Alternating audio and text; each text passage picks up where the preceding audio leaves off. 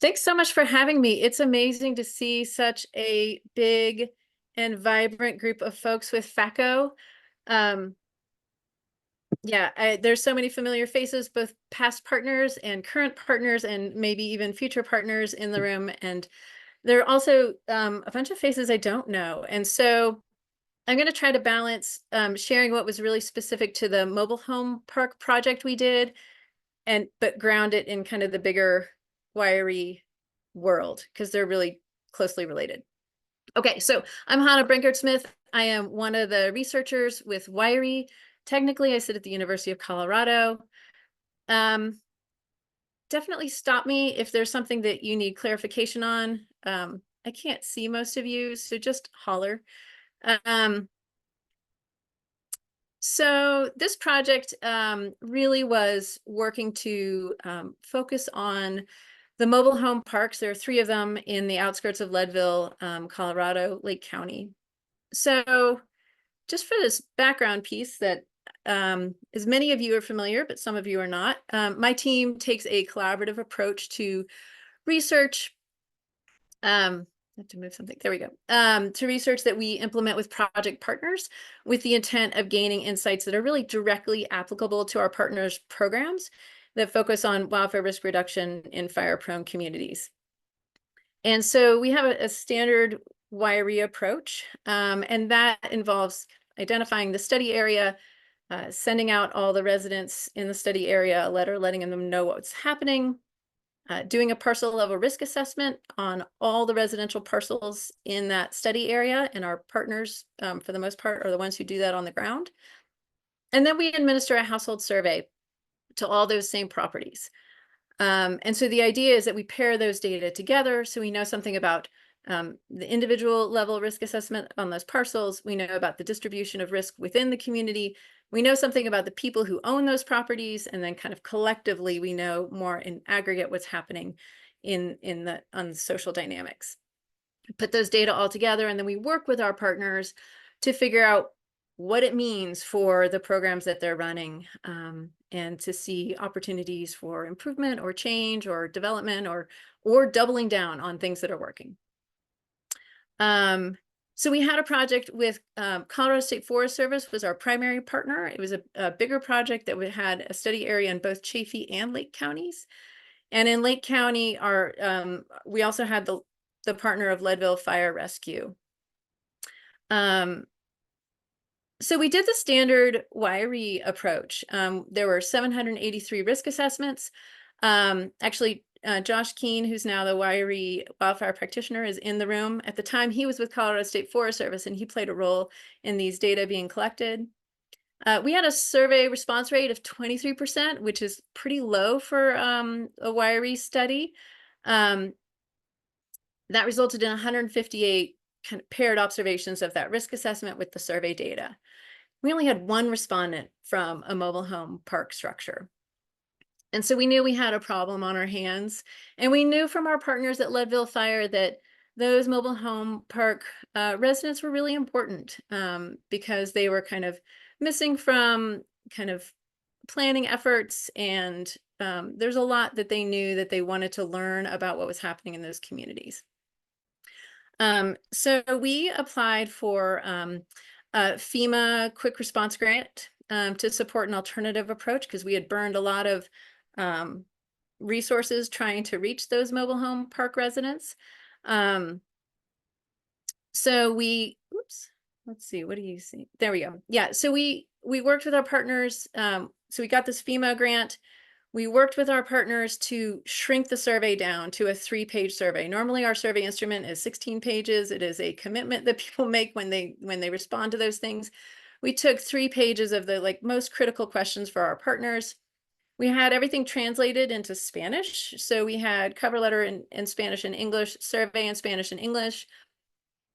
The surveys were hand delivered by the fire marshal there and some of his volunteers. The fire marshal had a relationship in the community from doing a smoke detector program in those 3 communities. And so we really kind of leveraged those relationships. So they hand delivered those surveys, and they had $10 cash incentive inside. So we didn't have an amazing response rate, but we had a response, right? So if you go from having one response to having 34, you feel like you've made some progress. And so I do want to say that this is a small case study. This should not inform some kind of big policy recommendation. What it provides is some insights that allow us to think maybe a little bit more carefully about this, to think about being creative about how we access and engage in mobile home communities and start fostering more opportunities to build stronger pathways. So just a quick peek at the landscape where we were working. And so what I want to do is ground us in an initial piece of data. So we have, for many of these items, we have the responses from that original household survey with the non-mobile home park respondents. So these are folks in the single family homes that we kind of think of as being typical in fire-prone communities. And then we have the mobile home park respondents. And so what we see is that when we ask the question, how much do you agree or disagree with the statement, my property or home is at risk of wildfire? These two response groups, they're virtually the same. We see 66% of the non-mobile home park respondents and 65% of the mobile home parks respondents indicate that they agree or strongly agree with the statement, my home or property is at risk of wildfire. And I think that's important, right? Just to ground us in the fact that we're not talking about two totally different understandings of what's happening on the ground. Okay, so this is where the study took place. The purple polygons are the parcels observed through the risk assessment. So that's the 783 parcels. And in those black boxes are the 3 mobile home parks that are on the outskirts of Leadville. So the risk assessment, we have a standard WiRē parcel level risk assessment. It's comprised of 13 weighted attributes. When folks have follow-up questions on those, Josh Keene will be our internal expert on that. They're divided into 4 main categories, though: home ignition potential, defensible space, background conditions, and access. And these are all driven by the standard fire science out there about home ignition and the home ignition zone. Okay, so if we are to compare the results of the mobile home park parcels to the non-mobile home park parcels in terms of their overall risk rating. So we take those 13 attributes, we take their weights, we add them together to get a number, we bin those numbers into low, moderate, high, very high, extreme. And here you see the solid bars are the mobile home park residences, and the hatched bars are the non-mobile home park residences. And of course, all of this is in a fire-prone context, right? So when we talk about low or moderate rated parcels, that is relative to the very high and extreme. These are all within high-risk fire-prone settings. But we see here that over a third of the mobile home park parcels were rated as having extreme risk, and 51% are rated as very high. And we can see that that distribution looks really different than the non-mobile home park parcels, where we see that really 63% sit at that high, in that high category. So what we're going to do is we're going to drill into those 13 attributes to figure out what's driving that overall risk rating and those differences. Okay, so home ignition potential, we see the biggest difference between the mobile home park parcels and the non-mobile home park parcels is the distance to neighboring home. And this is not particularly surprising, right? This is one of the most defining features of a mobile home park. You've got small structures situated very close together on a shared parcel. Now, the rest of the characteristics in this category are relatively similar. We see that 99% of the mobile home park structures have combustible siding. So that's combining that wood and vinyl category with the log or unmaintained wood category, compared to the non-mobile home parks for which there's 86% have combustible siding. So the majority for both structure types. But when it comes to combustible attachments, nearly everyone has one. Non-combustible roofs, nearly everyone has a non-combustible roof. So that's both bad news and good news, but it's consistent across the structure types. Now, when we look at defensible space in both categories of defensible space, so that's proximity to dense or overgrown vegetation, that's on the left side, and distance to other non-vegetation combustibles, so propane tank, firewood, all the rest, we see that mobile home properties are much more likely to have those conditions within 5 feet of the home. This again is not that surprising, right? Given the ways in which mobile home park structures are situated on a lot, their lot size and the building proximity. This is something that is not surprising, but it is notable. And then in terms of background fuels, we actually see that the background fuels are mostly light in the 100 to 150 foot zone from the structures. And that only a quarter of the mobile home parks have dense veg in that zone. And I haven't looked specifically yet, but or right before this, but I wager that those are the homes that are on the perimeter of these communities and near that public land. And for distance to dangerous topography and overall slope of the properties, they are no different than the non-mobile home parks. And these are just not particularly big contributors to the overall risk of either kind of property in this setting. And when we look at the last of the 4 big categories, we look at access. And this is for emergency response, suppression, but also for evacuation. We see that over half of the mobile home park residences don't have a posted or visible address sign. Adequate signage is obviously a problem across the study area, regardless of structure type. But for the other 3 items, it's actually, they're in good condition. There are 2 roads out for ingress and egress. The driveways are short, and there's driveway clearance adequate for response vehicles.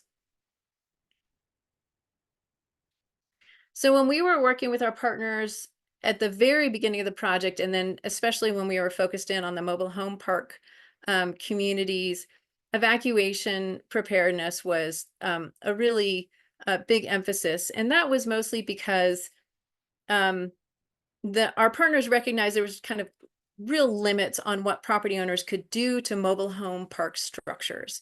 There's not much land in which to alter the veg. You can't move the homes. They're going to be close together. And so evacuation preparedness was really important from the get-go, and also a significant gap, both in terms of their ability to access and engage the community, but also because they have kind of a complicated emergency notification system. It's a bit outdated. There are 2 or 3 different ways you can sign up, or 2 or 3 different systems you can sign up with. And so they are looking at kind of this opportunity to do some consistent messaging and get folks aligned into a smaller set of options. Anyways, we asked them whether or not they have an evacuation plan for the people in their households. On the top, you see the non-mobile home park respondents, and on the bottom, you see the mobile home park respondents. And you see that the mobile home park respondents are much less likely to have an evacuation plan. And then if they have pets, so these are for if folks have pets, do they have a plan? And only 38% of the mobile home park respondents said that they had a plan. And of course, this is very important. We know that people in the moment make big decisions about whether or not, or what they're going to do if they have pets in the home. Okay, so then we ask a whole battery of questions about evacuation preparedness measures. We ask folks if they have done a thing, and then we ask them if they want more information about that thing. And so here we're going to compare, again, the non-mobile home park respondents with the mobile home park respondents. So there's a lot of numbers here. The slide's going to get really busy, but I'm going to walk you through it. So we see that they're asked yes or no, have you identified safe evacuation routes? And so they can say, yes, I have completed that action. Here we see 50% of the non-mobile home park respondents have done that. And 34% of those non-mobile home park respondents want more information. Now, you have many fewer or mobile home park respondents who have completed that action. It's 44%, but almost 60% want more information. And this is a pattern we're going to see as we go forward. So if they ask, have you identified what you're going to take or leave? Here we actually, about the same portion, have completed the action, but more folks in the mobile home park want to know information about it. Whether or not you've identified a safe, where to evacuate to. We see a much smaller portion have done that in the mobile home park, and many, many more want information about this. 71% of those mobile home park respondents said, yes, I want more information about this. Again, a similar pattern. Only 26% of the mobile home park respondents have identified where they might stay long-term, and 76% wanted more information about this. And one more very similar slide. Only 21 have identified how they would be notified of evacuation, and 76% wanted more information about this. We're going to do one more slide about like this because these variables were so important to our partners and so important to this population, I think. And these are also some of these are no cost, very little effort actions that can make a real difference in evacuation, right? So only 36% have a go bag packed. 62% wanted more information. 24% have signed up for emergency evacuation notifications, and 79% wanted more information. Two more and we'll be done with these slides. 21% have made a checklist, and 68% want more information. And 21% have talked to their neighbors about evacuation, and 74% want more information. So on the whole, what this tells us is a couple things. One, the mobile home park respondents have done much less to prepare for evacuation, even these free or low effort actions, but they really want information about it. And so we know that our partners really wanted to share this information. They now know that they've got a ready, willing population that they can share it with. So how might they share it? Well, we ask folks about where they get information and what sources of information are useful. So this is just the mobile home park respondents. So we see that, well, we'll start on the left. So on the left side, this is the portion of folks who say they have received information from these sources about wildfire risk. And on the right, it tells us, if you've received it, do you think it is useful? Do you find it very or extremely useful to you? So we see media is the most used source. It's a very generic category, but it's not particularly useful. Only 46% that they said that they had gotten useful information. This is not particularly surprising, right? This is not tailored information. This is just the media broadly. We see that while only 29% of respondents said they got information from Leadville Lake County Fire Rescue, everybody who got information from them said it was extremely or very useful. About a quarter, a little more than a quarter, got information from a community group, and 2/3 of them said that that information was extremely or very useful. And a quarter of them said that they had gotten information from Ready, Set, Go, and half of them said that was extremely or very useful. So we also ask a series of questions about barriers to mitigation, so risk reduction, and incentives. So what's keeping folks from doing risk mitigation work on their properties, and what do they tell us would encourage them to do so? So first, we're going to look at kind of personal resources. So for personal resources, the column on the left is the non-mobile home park. We're looking at the mobile home park respondents, and they're really not that different from the non-mobile home park respondents. So 44% said that financial cost is a barrier. 35% says time to do the work of mitigation is a barrier. And 15%, notably less than the non-mobile home park, said that physical ability was a barrier. When we look at information, we see some differences really with the non-mobile home park respondents. So here, more than half of those mobile home park respondents said that they lacked information about how to reduce risk on their property. Over a third, nearly 40%, said they lacked information on where to dispose of slash, and nearly a third lacked information on the factors that contributed to their risk on their properties that they identified as a barrier to taking action. 3 other barriers that stood out in this amongst the mobile home park respondents. 41% said that they lacked options to dispose of combustible items. So that's the non-vegetation. That's going to the dump. 35% said that there were restrictions on the changes they can make to their home. This is not surprising, right? We actually expected it maybe to be a little bit higher, but and then 24% said they don't think that taking action would reduce their risk. And this is actually relatively high compared to other places we've done work. Hey, Hannah. Yes. Can I just chime in on that last one that I think the lack of options to dispose of combustibles, that reminds me of the project that you guys did with the, was it with Wenatchee? Yeah. Fire department, where they had similar issues trying to get into their Spanish speaking community. Yeah, that's right, Becca. So we did a project in Eastern Washington, outside of Wenatchee. And it's the only other, it was the first time we did work in a mobile home park community.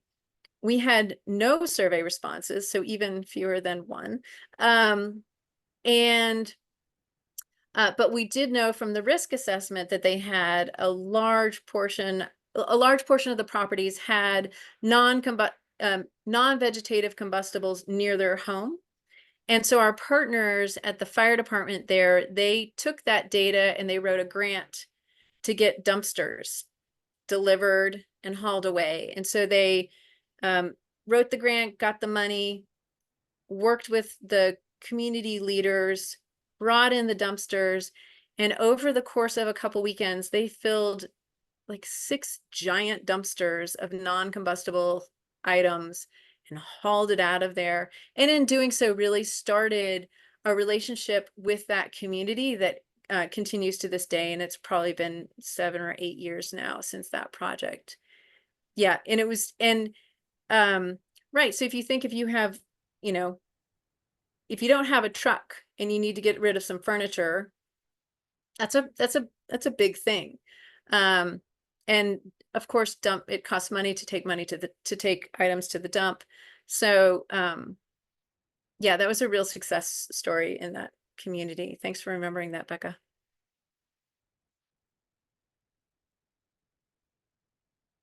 Okay, so we asked about incentives. What would encourage you or enable you to take action to reduce risk? So we see a little surprising finding here that a smaller portion of those mobile home park respondents said that financial assistance would move them to taking action. And that may be related to the fact that they don't think that the action would be effective. We don't know, but it is notable that it is lower.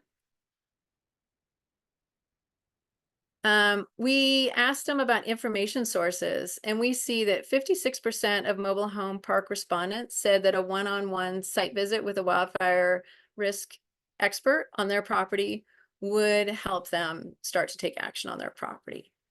And so, as we've always said, that, you know, the WiRē rapid risk assessment is one approach to assessing risk kind of comprehensively across the community, but the programs that, you know, do the one-on-one site visits for the in-depths are very complementary. I think they are hand in glove. And here we see that a large portion of these respondents said, yes, that kind of engagement with somebody who knows what they're talking about and can talk me through my property would be helpful. And then 59% said that a video showing them how to reduce risk would help them. And this is also a standout for the mobile home park respondents. We had partners in Ashland, Oregon, who started a whole series of short videos really explaining each of the components. And it reminds me of that kind of thing that they might really benefit from or appreciate. Though I will note that half of the survey respondents responded with the Spanish survey. And so I think to be effective here, we would need both Spanish and English options. So I've been talking for a while, so I'm going to stop. The whole report is available online that is specific to the mobile home park community. And we will the report for the Lake County project is in development now, and we'll have that out in a couple more months.